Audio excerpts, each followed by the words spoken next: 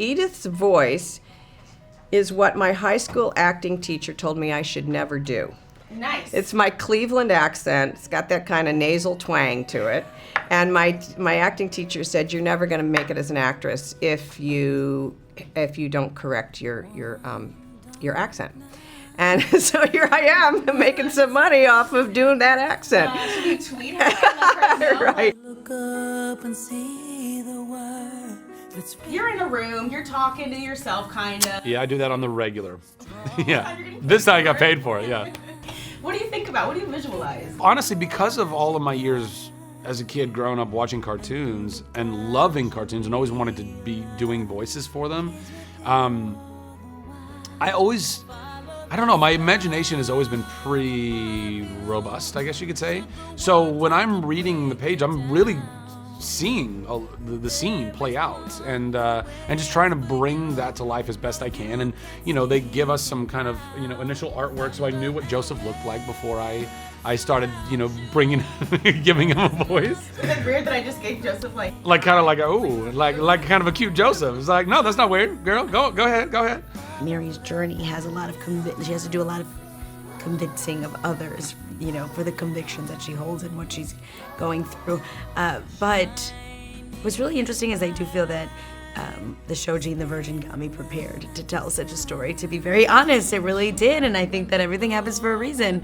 And it prepared me to be able to reimagine lots of those situations again when I was in that booth by myself, talking to no one but myself. For centuries, one story has been passed down through generations. This year, experience the first Christmas from an entirely new perspective.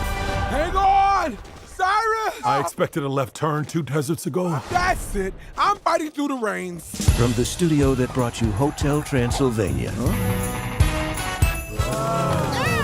King Herod is up to something. That's what Christmas means. Mary, you're in danger. You need to listen to what I'm about to say extremely carefully. Do you want a belly rub? A star. You create a distraction.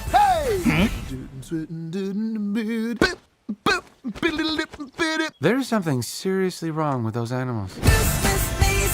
Kids love all these animated movies with animals, and so I think it was really clever to do it from the animals' point of view. Yeah, it's a smart way to get them involved and engaged. And you can do, otherwise you couldn't really do humor without doing it through animals. And you need a little bit of humor in that physical comedy. It's a beautiful story for both for children and for adults. It's going to make you cry and laugh and love and feel hope and feel faith. And I think that during these times we need a lot of that right now. Whether you grow up as a Christian or not, or we're all for, we hear about it all the time. There's so many iterations of it on TV or film or what have you.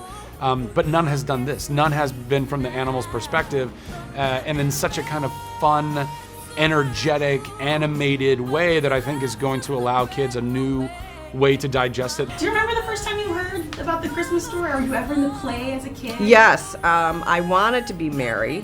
I was instead the angel Gabriel, who comes and makes the announcement. I was a kid, like 3 or 4, or when you first hear about the nativity. Yeah, I think I was like a rooster or something at like our church camp's nativity. It was in the middle of summer. I mean, wasn't even time for the nativity. But the point is that I learned about it.